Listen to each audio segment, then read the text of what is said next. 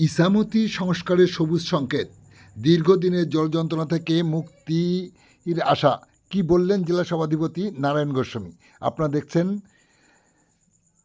সেই সময়ের বিশেষ মুহূর্তের ধারণকৃত ভিডিও চিত্র আজকের স্বরূপনগর অনলাইনে। আমাদের সাথে থাকুন, শুনতে থাকুন।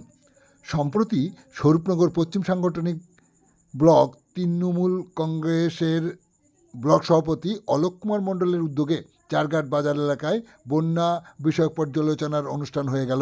এই অনুষ্ঠানে প্রধান বক্তা হিসেবে উপস্থিত ছিলেন উত্তর চব্বিশ পরগনা জেলা পরিষদের সভাধিপতি নারায়ণ গোস্বামী। এই অনুষ্ঠানে গাইঘাটা স্বরূপনগর বাদুড়িয়ার একটা অংশ প্রতি বছর প্লাবিত হয়, জলযন্ত্রণার শিকার হয় হাজার হাজার মানুষ, নষ্ট হয় প্রতি বছর কয়েক হাজার হেক্টর ফসলের জমি। দীর্ঘদিনের জল যন্ত্রণা থেকে মুক্তির আশা শোনাতে গিয়ে বিস্তারিত জানালেন নারায়ণ গোস্বামী। তিনি বলেন, ইসামতি নদী সংস্কারের কোনো ইচ্ছাই নেই কেন্দ্রীয় সরকারের, তাই কেন্দ্রের উপর আর ভরসা না রেখে রাজ্য সরকারই নিজের টাকায় ইসামতি সংস্কারের উদ্যোগ নিয়েছে। প্রাথমিক পর্যায়ে সেই কাজও শুরু হয়ে গেছে।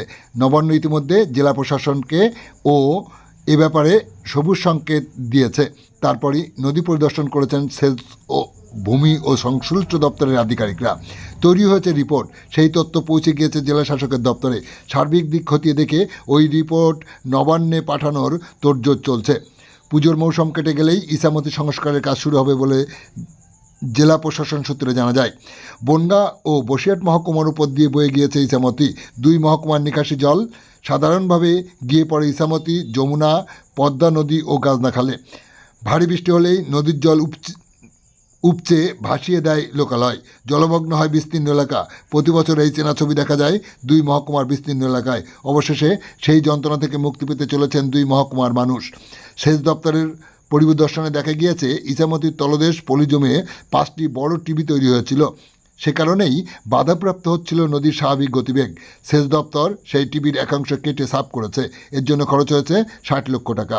জরুরিকালীন পরিস্থিতিতে তখনকার মতো কাজ করা হলেও এখন সমস্যা দীর্ঘস্থায়ী সমাধানের জন্য উদ্যোগী হয়েছে জেলা প্রশাসন ও সেচ দপ্তর। জেলা প্রশাসনের একটি সূত্র থেকে জানা গিয়েছে, ইতিমধ্যে নবান্নর পক্ষ থেকে ইসামতি খননের ব্যাপারে সবুজ সংকেত দেওয়া হয়েছে। সংস্কারের প্রাথমিক পর্যায়ের কাজ শুরু হয়েছে। কীভাবে খনন হবে তার রুটম্যাপ তৈরি হয়েছে। নদীতে কোনো জায়গায় গভীরতা কত তা মাপা হয়েছে। নভ্যতা কমে যাওয়ায় প্রকৃত কারণ কী তাও অনুসন্ধান করা হয়েছে। নদীকে আগের অবস্থায় ফিরিয়ে আনতে ডিপিআর তৈরির কাজ চলছে। আগামী সপ্তাহে ওই রিপোর্ট যাবে রাজ্য সরকারের কাছে, তারপরেই সেচ দপ্তর কাজের অনুমতি দেবে। জেলা প্রশাসনের বক্তব্য, ইসামতির জলস্তর যমুনা ও পদ্মার জলস্তরের নিচে রাখতে হবে। একমাত্র তাহলেই নদীর জল উপচে জনপদে ঢুকবে না। জেলা পরিষদের সভাধিপতি নারায়ণ গোস্বামী বলেন, পুজোর মৌসুম কেটে গেলে ইসামতি সংস্কারের কাজ আমরা শুরু করব। এই কাজ পুরোটাই রাজ্যের সেচ দপ্তরের টাকায় হবে। ফলে মানুষ দীর্ঘদিনের যন্ত্রণা থেকে মুক্তি পাবেন। জেলাশাসক শারদ কুমার ত্রিবেদী জানান, ইসামতি সংস্কার বা খননের প্রক্রিয়া শুরু হয়েছে। সেচ ও ভূমি দপ্তর এবং স্থানীয় জনপ্রতিনিধিরা গাইঘাটা, স্বরূপনগর, বনগাঁর বিভিন্ন এলাকা পরিদর্শন করেছেন। শীঘ্রই রিপোর্ট জমা দেওয়া হবে। আশা করছি ইসামতি খননের কাজ আমরা দ্রুত শুরু করতে পারব। কত টাকা খরচ হতে পারে, কিভাবে সংস্কার হবে তা কয়েকদিনের মধ্যেই জানানো হবে। এই বলতে গিয়ে কি বললেন জেলার সভাধিপতি নারায়ণ গোস্বামী শোনাবো আপনাদের। ওয়াব সাহেব নদীর একটা সমস্যা বলল, যমুনা নদী সংস্কার করতে হবে, পদ্মা নালা সংস্কার করতে হবে, ইসামতি সংস্কার করতে হবে। এই কারা কারা এসে একবার এই টিপির বাঁধ, গাইঘাটার দিক দিয়ে কারা এসে টিপির বাঁধ কেটে গেছে। তার 5 দিন আগে আমি ডিএম সাহেবকে বলে লোক পাঠিয়েছিলাম, ভিডিও করে দিল। যখন ভাটা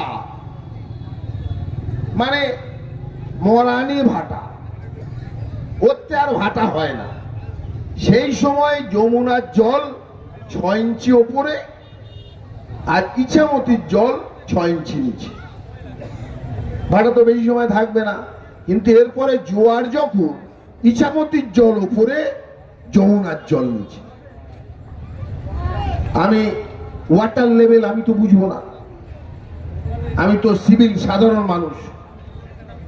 তো বিদ্যাধরী ইরিগেশনের সেক্রেটারি যিনি কুন্ডু সাহেব, তাকে বললাম ব্যাপারটা আমার একটু বুঝিয়ে বলুন।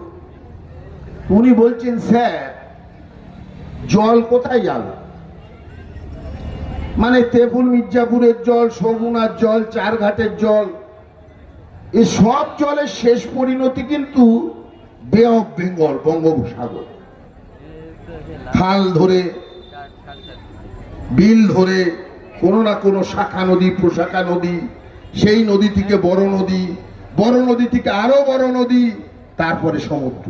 এই সব জলের কিন্তু ঠিকানা সমুদ্র। ওই দার্জিলিং এর জল ও কিন্তু বঙ্গোপসাগরে যায়। কিভাবে যায় সে প্রশ্নটা পরে বলবো, যারা ভূগোল জানেন বুঝতে পারছেন। ও দার্জিলিং এর জল ও গঙ্গাসাগরে যেতে হবে, বে অফ বেঙ্গল। জলের পরিণতি তাই। এখন ডাউন দা লেভেল, জল কোন দিকে যায়? নিচে যায়। নিচ কোনটা? সমুদ্র।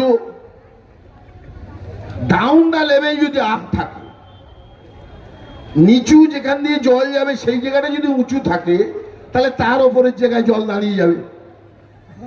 তাহলে এই পদ্মার জল পড়বে কোথায়? যমুনায়। যমুনার জল পড়বে কোথায়? ইছামতিতে। ইছামতি টানতে গিয়ে কাবিলপুরে থেমে গেছে, তেঁতুলিয়া ব্রিজের পরে থেমে গেছে, মাল আর নিচ্ছে না। কেন? চড়া উঠে গেছে, ভেড়ি তৈরি হয়ে গেছে, চড়া উঠে গেছে। ওখান থেকে সংগ্রামপুর ব্রিজের আগে শ্মশান ঘাটের ওই ব্যাগ পর্যন্ত কাটতে হবে। তার দরুন সরকারের 287 কোটি টাকা লাগবে। নদী কাটার দায়িত্ব কার? নদীর মালিককে। ভারতবর্ষের যত নদী আছে এর মালিক হচ্ছে গভর্নমেন্ট অফ ইন্ডিয়া। আমার কথা অনেক লাইভ হচ্ছে, ভিডিও হচ্ছে, মিথ্যে কথা বলতে আছি। আর মিথ্যে কথা যদি বলতাম পলিটিক্স এতদিন টিকে থাকতাম না। ভারতবর্ষে যেখানে যত নদী আছে তার মালিক হচ্ছে গভর্নমেন্ট অফ ইন্ডিয়া, কেন্দ্রীয় সরকার। তাহলে নদী কাটার দায়িত্ব কার? মোদী সরকারের, বিজেপি সরকারের। আপনি শিওর ধরে রাখুন টাকা দেবে না, ধরে রাখুন ও টাকা দেবে না। নদীর মাতব্বরি করবে কিন্তু টাকা দেবে না। আমি এবং ডিএম সাহেব মাননীয় মুখ্যমন্ত্রীকে বলেছি, এবং সেক্রেটারি ইরিগেশন কুন্ডু সাহেবের সঙ্গে আলোচনা হয়েছে। ডিপিআর জমা পড়েছে 287 কোটি টাকা। আমি যদি ভুল না হই তাহলে আরেকটু ঠান্ডা পড়ার পর, সামনের গরমের শুরু থেকেই আগে ওই কাবিলপুর থেকে সংগ্রামপুর এই নদী পলি রাজ্য সরকার কাটবে, মমতা বন্দ্যোপাধ্যায় সরকার কাটবে। তারপরে আমরা পদ্মা নালা এবং যমুনায় হাত দেব। কারণ এটা উঁচুতে, একটু পরে করলেও হবে। এবং দেখুন, আমরা রাজ্য সরকার কয়েক বছর আগে ইছামতি নদী সংস্কার করেছিল বলে, যমুনা এবং পদ্মা সংস্কার করেছিল বলে আমরা গত 8-10 বছর সুবিধে ভোগ করেছি। আমাদের এলাকায় জলের চাপ এত ছিল না, আবার তার মাঝখানে সিলটেশন পড়ছে। সুতরাং আমরা এই কাজ করব। তো তাই আমি আপনাদেরকে বলতে চাই, তৃণমূলের বিকল্প তৃণমূলই, মমতা ব্যানার্জির বিকল্প মমতা ব্যানার্জি।